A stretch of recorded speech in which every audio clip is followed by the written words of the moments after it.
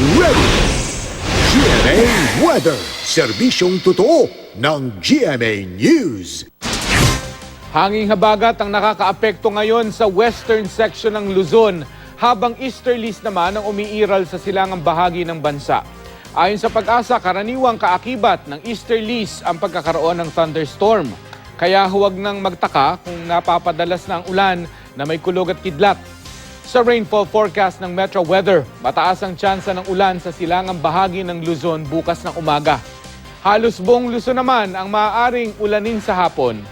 Sa Visayas, maayos ang panahon sa umaga pero mataas ang posibilidad ng thunderstorm sa hapon. Sa Mindanao naman, maaliwalas din sa umaga pero maulan sa hapon.